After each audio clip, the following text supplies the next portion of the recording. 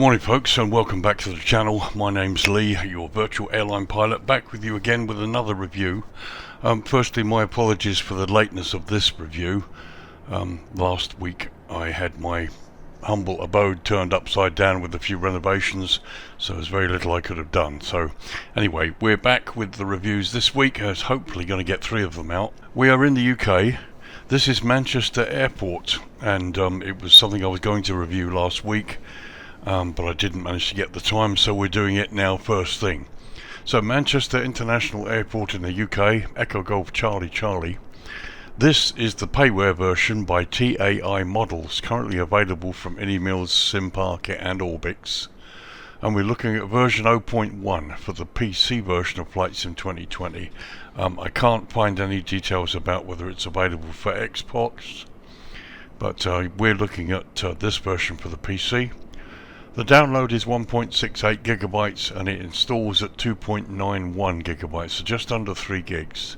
As I said, currently available from AnyBuilds, SimMarket and Orbix.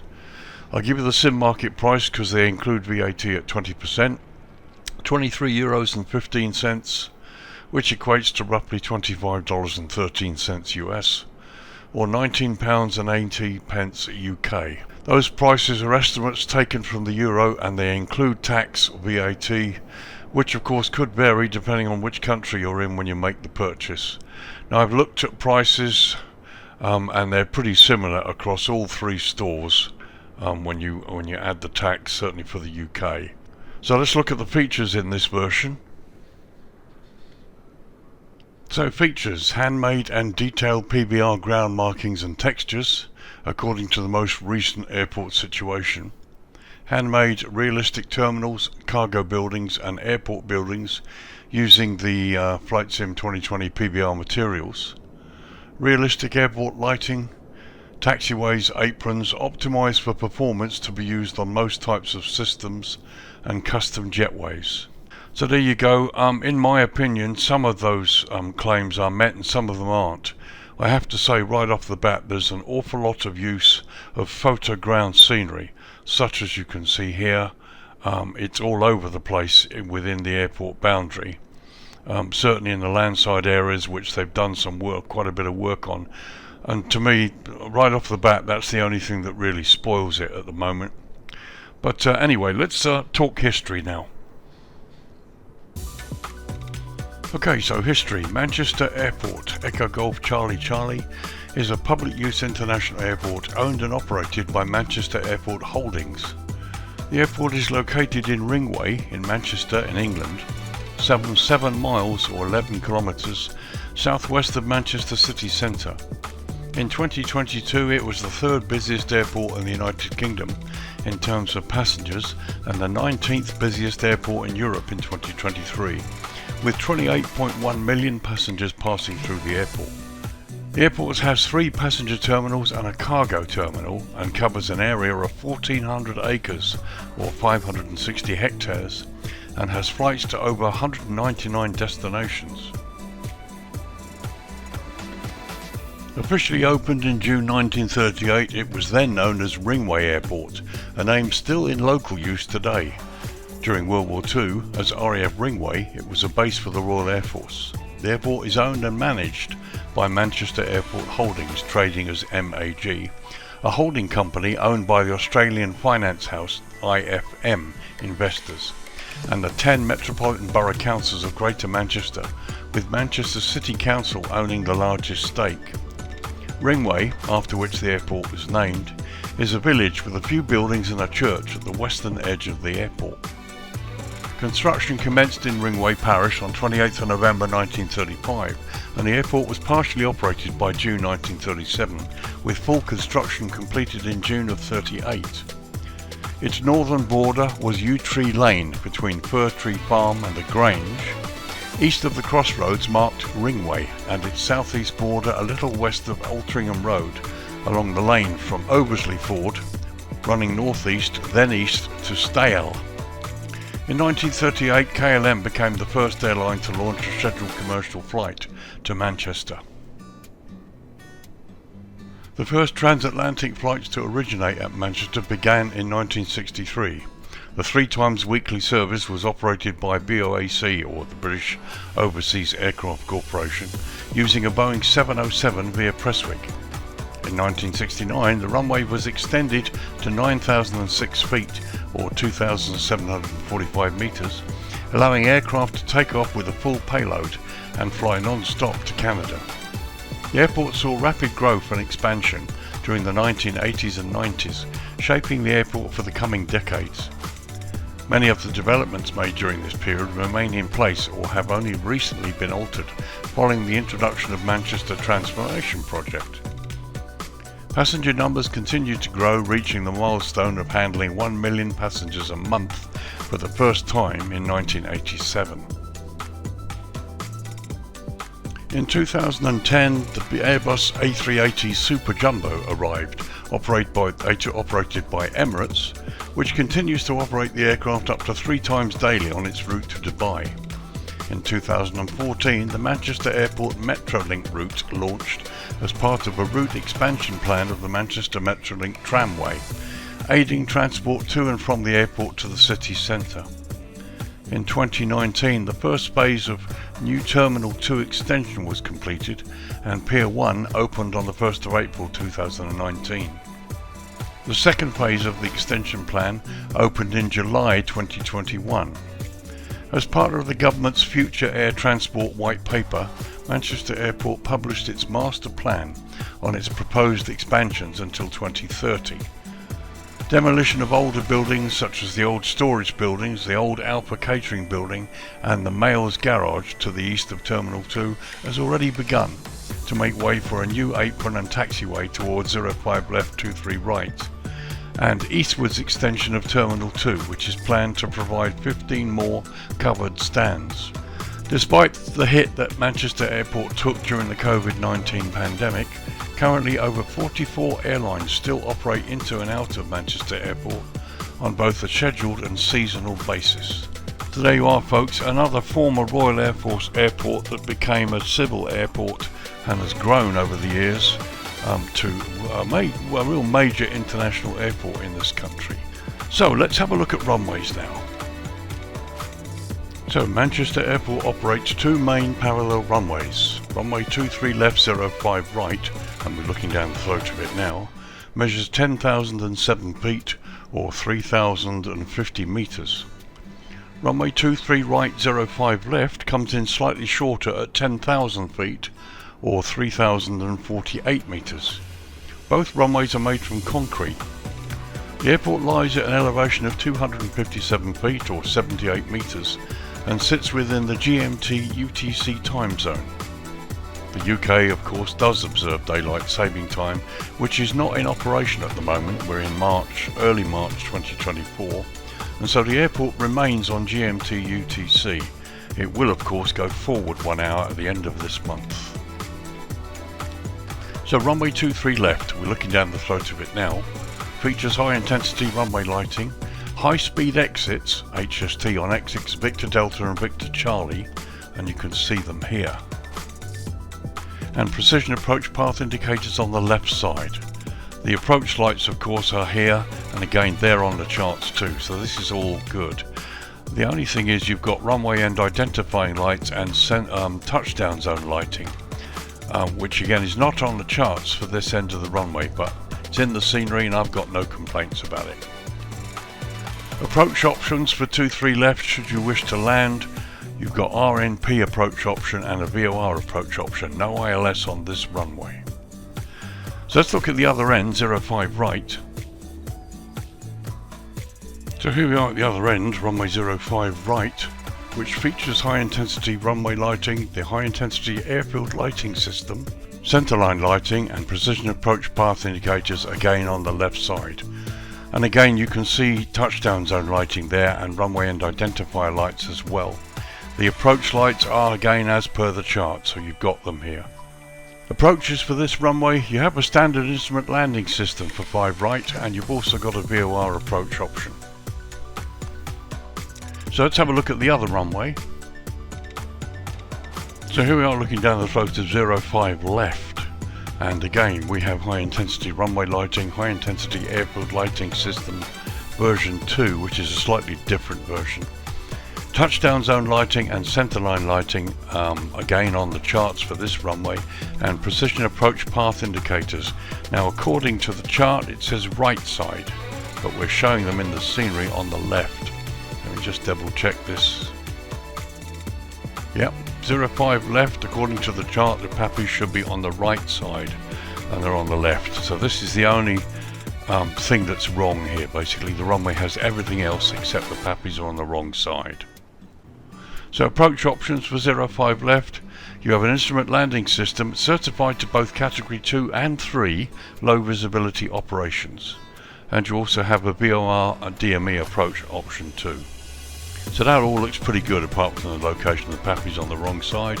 Let's go look at the other end, 23 right. So here we are looking down the throat of runway 23 right, which also features high intensity runway lighting, high intensity airfield lighting system version 2, touchdown zone lighting, centerline lighting. You also have high speed exits, Bravo Delta and Alpha Echo, and precision approach path indicators on the left side. So this end of the runway is correct, everything is there. The approach lighting is correct as well. Landing approaches for this runway, you have an instrument landing system, again certified for both Cat 2 and 3 low visibility operations. And you also have a VOR DME approach option.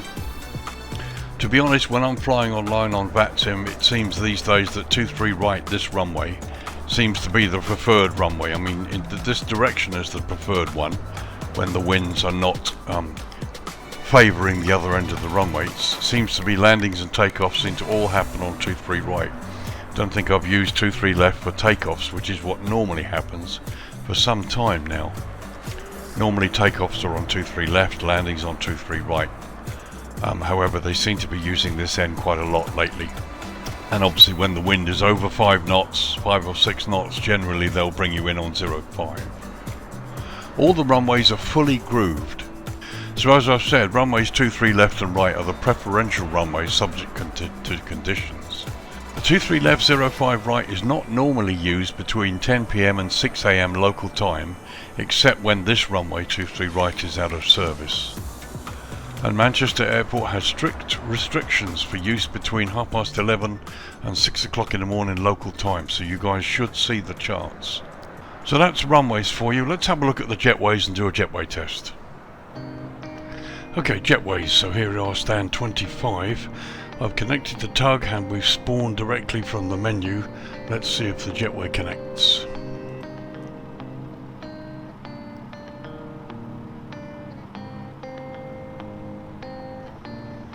Good motion, the jetways actually look really well weathered.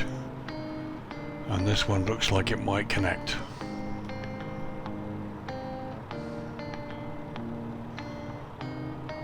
It looks pretty good. It's gone through the skin, but it still looks pretty good. Let's have a closer look. That's not too bad. That's not too bad. You can also see that when you spawn from the menu, we're actually not exactly on the marking here. This is Boeing 737-800, and we're actually forward of the actual marking. But anyway, let's have a look from the other side. And again, that looks pretty reasonable. So let's go inside. So here we are inside the jetway. This is as far back as I can go. If I go back a little more, you can see what happens there. So there's the right side of the jetway. It's gone through the skin, but it's not too bad. And the left side looks pretty good. There you have a slight gap at the bottom, but the top is nicely covered. So let's open the door and see how that works.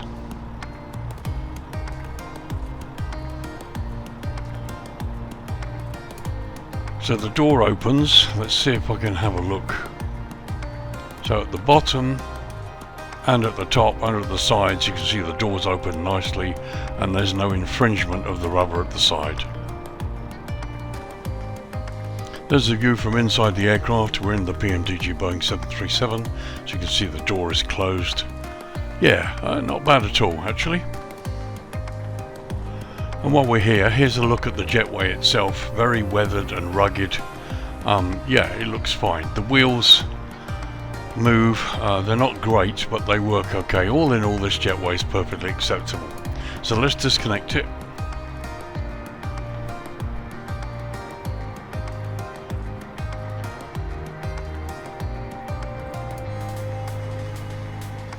I want to see if it returns to its actual starting point. It was within one of those rings. Actually, it's not, so, but that's okay. That looks fine. So there you go. That was the Jetway test. While we're here, I should mention that there are issues with some other Jetways, particularly where it where you might spawn the aircraft. You may have to move them, and in many cases the Jetway doesn't connect with the 737 or the A320. Stands 42, 44 on the other side. For example, over here, the Jetways work, but they won't connect to a small aircraft. They actually go above the fuselage itself.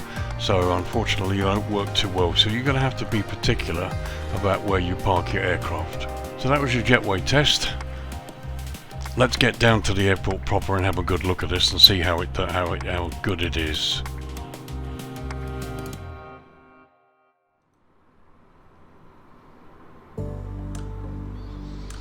Okay guys, so here we are. It's just after midday. We're in the central part of the airport here. It's the middle of March, and I've got rid of all the cloud and everything so you can have a good look at this. I've had the MACCOSIM scenery version for this airport for a little while.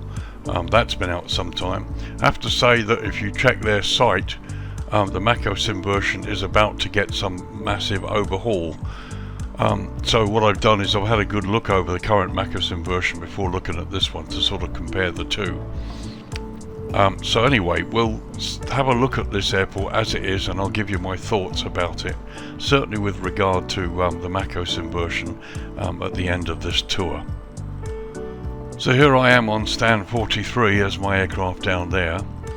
Not all of the Jetways connect to the smaller aircraft because they're all pretty high, but generally the airport ramp airside looks pretty good. Here you can see various bits of clutter. Again, if we go up close, I mean, it looks pretty good. It's weathered, it's nicely modelled.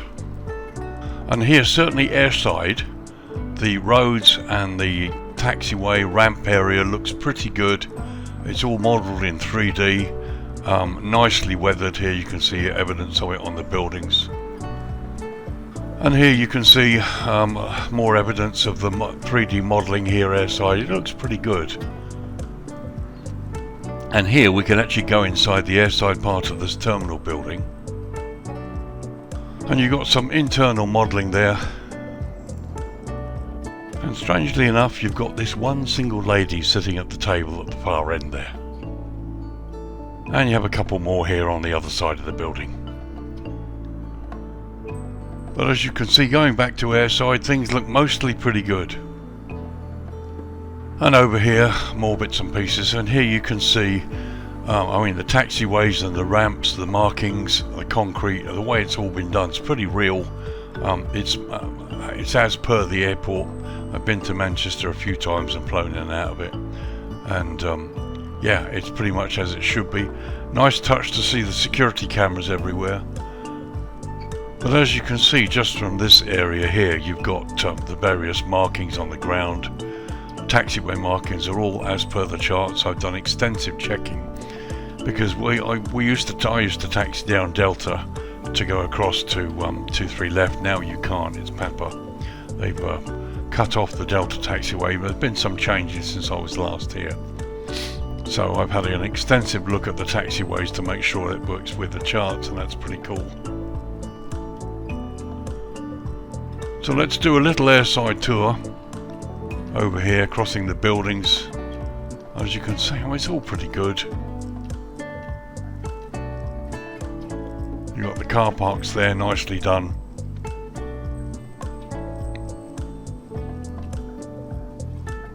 And here you've got the main holding area for 23 right, which has also been pretty nicely done.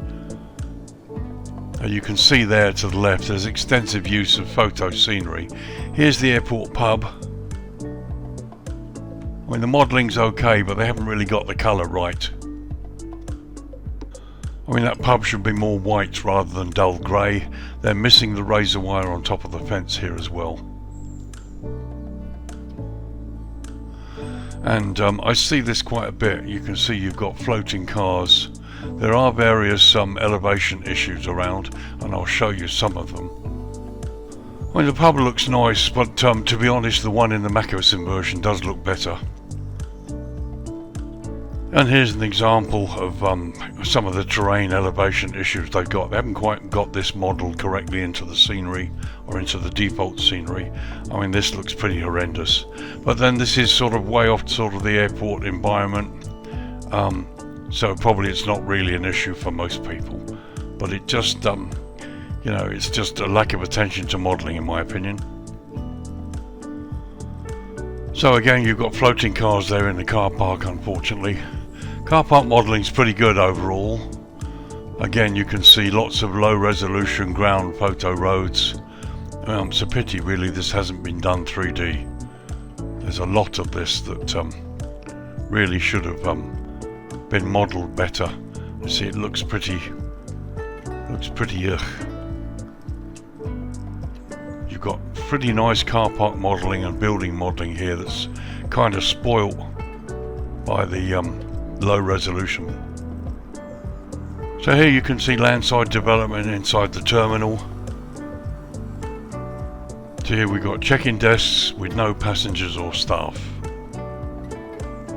but nicely developed. Here's the ground floor, and you've got escalators going up there. So we continue around the landside road bit. As you can see, I mean, it's great. It's just spoiled by the lack of 3D modelling on the roads.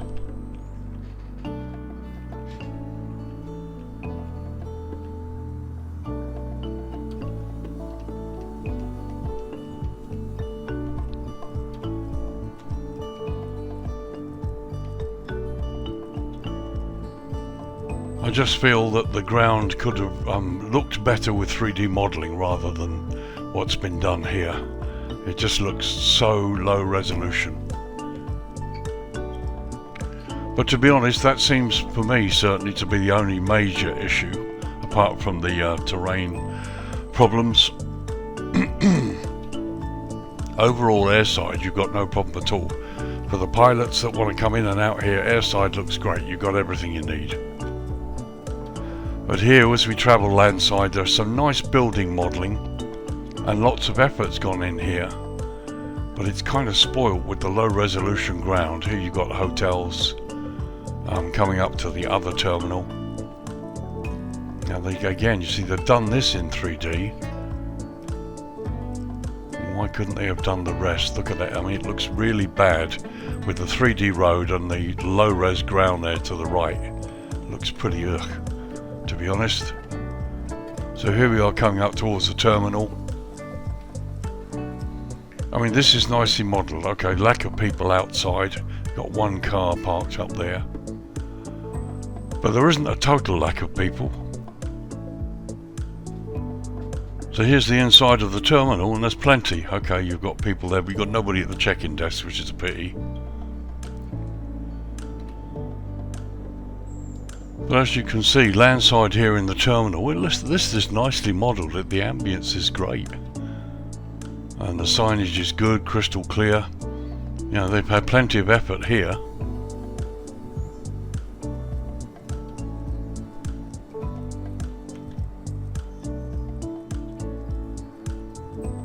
And out landside, as I say, it doesn't look too bad at all. It's just devoid of passengers. You know, people arriving at the terminal. There just aren't any. But the modelling is great. Modelling here is top notch. Love the paving stones there.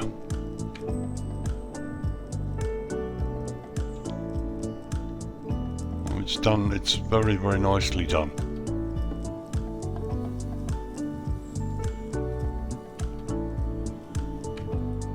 There you can see inside the terminal departures building.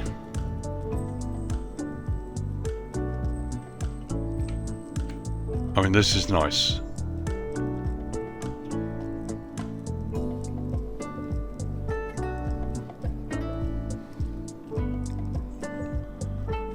It's just a pity that there's just so much low resolution ground scenery around. But there's a high level shot just looking across the airport landside. The higher you get, the better it looks, but you know, when you get up close, it's just unfortunate. It's not so bad here at this height, but here you got this car park and the cars, and you know, they're not, it's just doesn't look as good as it should be, in my opinion.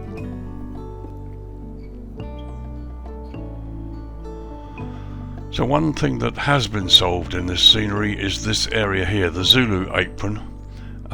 In the MACCOSIM scenery it's a car park, and in the default scenery it's a car park. But here, of course, you've got additional stands. So this is up to date and it's been corrected nicely.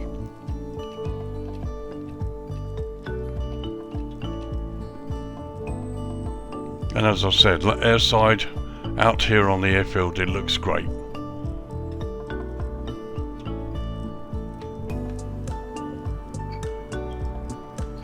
And here you've got the cargo apron that looks pretty good.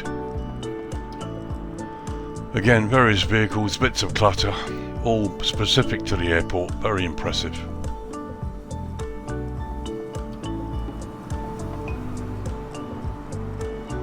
It just looks nice, it's good.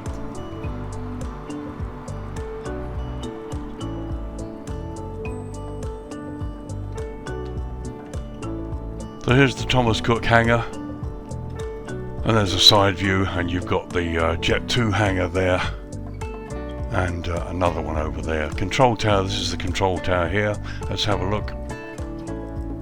Again, nice modelling, all weathered, sits in the right position. You've got the radar dome on top. There's a close-up view. As you can see, there is internal modelling. All very nice, including the misted glass, however no controllers to be seen at all. It's a real pity when you go this far and you don't add a controller. However, it's fine, it's done, there you go, it's part of the scenery. So down there you've got the fire station here, complete with a few models. And again, they've got some really nice detail airside. To be honest, airside at this airport is excellent. It's really good, in fact, arguably better than the MACCOSIM version in its current state. Landside leaves a bit to be desired. There's a lot to like about this, but there's a lot that really they could have done better with. Here's another high level shot. As you can see, the airport is complete in pretty much every detail. There's lots of stuff to see. It really does look pretty good.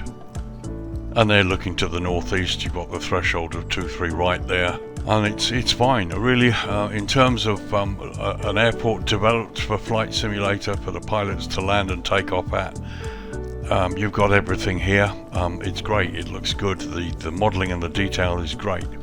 It's just when you get landside and you get to certain areas where the ground resolution is so low that it just really doesn't work too well, in my opinion. Okay, so let's turn the lighting down to dusk now and have a look at the lighting on the airport in terms of quality. Okay, 8 minutes past 6 in the evening local time. As I said, it's mid-March 2024. Lighting came on a couple of minutes ago, and here's just a general overview from high level, which looks quite pleasant. It really does. You've got green centerline lights on the taxiways. Taxiway signage is correct and it's well lit. So at this time, it looks very pleasant. As you can see, the stands are all nicely lit, and various subtle lighting all over the place. Once again, looking to the northeast, there's the threshold of 2-3 right, and additional stands on the left there. And there's another view looking towards the west. The sun has gone down now, and you can see 2-3 left threshold on the left there, and a control tower. Fire station has lighting down here. All looks pretty good. So let's get down to the ramp closely and have a close look at what's available for us. So here's my aircraft on stand 43. As you can see, nice subtle lighting provided by the overhead lights. To be honest, they don't look that bright, but the lighting is sufficient, certainly at this level, this time of the day, to give you what you need. No real problems there. And this is quite nice. Here we're on this other stand here, and you can see inside through the windows to this part of the terminal, and that's quite a nice lighting effect. I really do like that. Would have been nice to see a couple of people maybe sitting at the tables, just to give you a view of what it might look like when you park up here. And the same spot, a little higher, again you can see subtle lighting in various parts that make this look quite good. I'm quite pleased with the way it looks at this time of the evening. So here's an overview shot of the end of the cul-de-sac, and there you can see some really good parallaxing here on this building, and some very, very nice subtle lighting going on.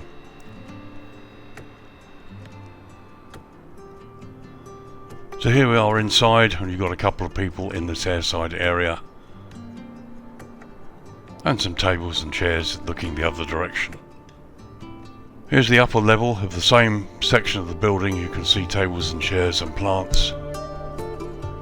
And there's our three ladies talking together. Overall the lighting's really nice. It's very, very nicely done. So looking back across the ramp towards the opening part of the cul-de-sac there, I mean, you've got really nice subtle lighting done here that lights this up very well. It's really good.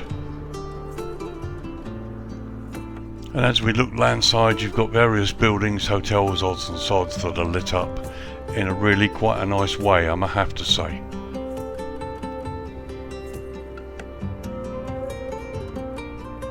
So let's just take a little tour up towards the beginning of runway 23 right. As you can see, the ramp lighting, taxiway lighting all looks pretty good. This airport looks really nice after dark. We go up and see whether they've done anything to the pub.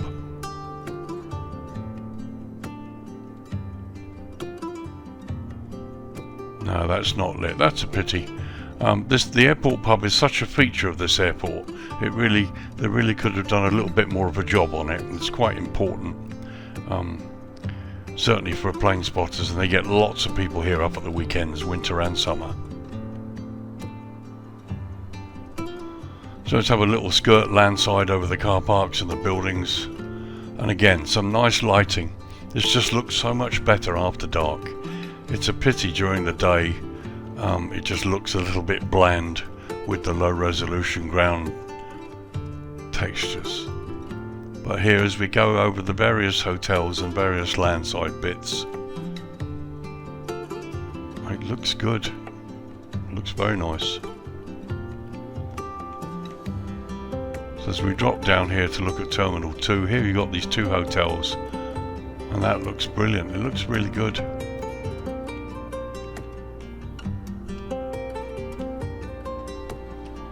And there you've got internal lighting on the on the terminal where the passengers are, and landside looks pretty good too.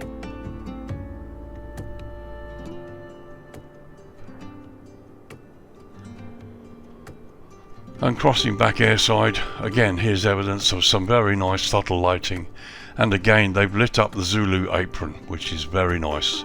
It's good to see this correctly modelled. I've no doubt that MACCOSIM's new overhaul will include that as well, but until we see that, this is what you've got, and it's impressive. It's very nice.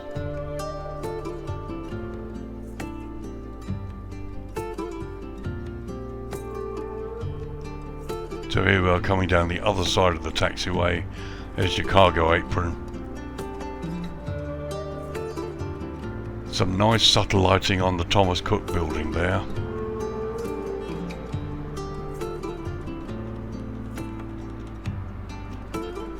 So we will go past it to the land side. Again, you see you've got this horrible low resolution ground texturing which just doesn't work.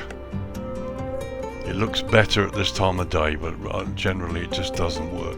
Some nice downlighting on the JETWAY building here.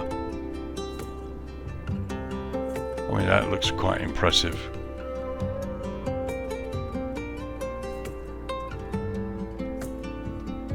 There's the fire station.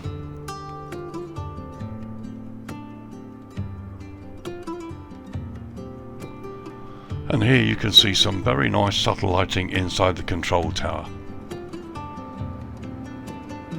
I mean, that looks great from the outside. Just where are the controllers? Such a pity we need people in there. And just a quick view looking out through the windows into the evening. And there's a nice sort of high level shot showing you what's going on. Nice to see various vehicles going around with their lights on. Haven't seen anybody entering the runways, which is good news. But generally very, very nice subtle lighting. So let's drop it down to night time now. Okay, 10 PM local time.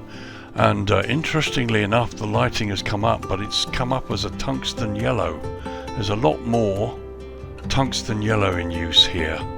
Okay, we've got the normal LED lighting that you see on most developed stands on most developed airports these days. But many airports still use this tungsten yellow lighting, which you'll see at various points. To be honest, I hadn't realised that Manchester had still so much of it going on. But again, it's come up. Here you've got green centerline lighting, runway, your airfield marking lights, blue airfield edge lights that demark the airfield as such. All the signage is well lit. And yeah, everything looks good. Hotels look good in the background. Here you've got more of the normal LED lighting on the stands over there. Red light on top of the control tower, which is a must. It's a legal requirement. Yeah, it looks great. And there's another overview showing you the terminal structure and stands here airside. Yeah, it's interesting. See, all of the stands seem to be lit with the normal LED lighting, but you've got tungsten lighting up the ends of the piers. To be honest, I quite like the effect. This is quite nice. More tungsten lighting over here at the cargo point, which is to be expected. And then looking south, you've got 23 right exit part down here, and this is 23 left. So here's my aircraft on the stand, and you can see that it's nice, plenty of lighting. It's interesting, you've got a really powerful light here lighting this up, and when you look up at the stanchions, you don't see them that white. Not sure if I like this or not. To be honest, it works, and that's the thing. It makes this as it should be. It's subtle, but it's bright enough. And you've got obviously the reflection onto the stand JETWAY here as well. But this looks darker than it should be, but I'm not really complaining. It's not really going to get in the way as such.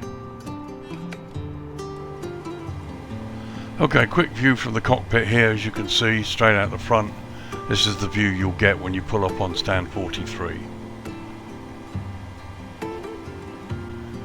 View from the captain's side. And the view looking out through the first officer's window.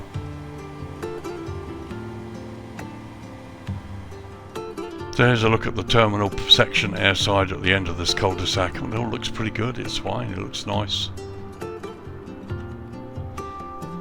We'll have a little tour going towards the control tower here.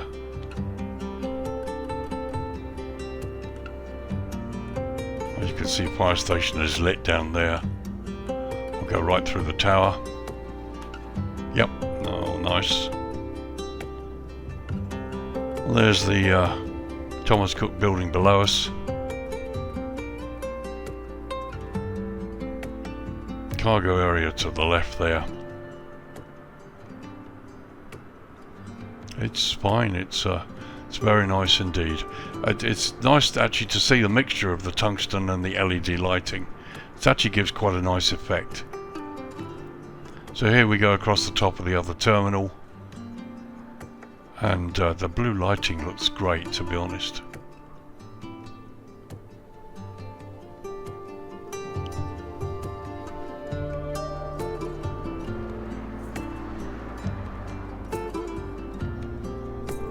So just a little track landside across here. I mean, it does look nice. It's just a bit devoid of people. Like many sceneries, they've gone to the length to make this the way it is. Okay, they filled the terminal. Yeah, you know, hotels look good. The parallaxing is of a good quality, so you get the right effect on the hotels, which is pleasing. A little bit blurry as you get close up, but overall it works. And here you can see this low-res love stuff does look a little bit better at night when it's lit nicely, but it's still low resolution, and in my opinion should have been done 3D.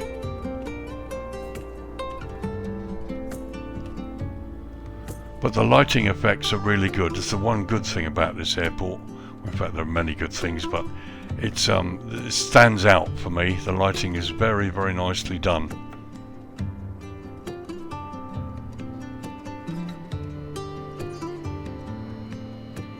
Very nice.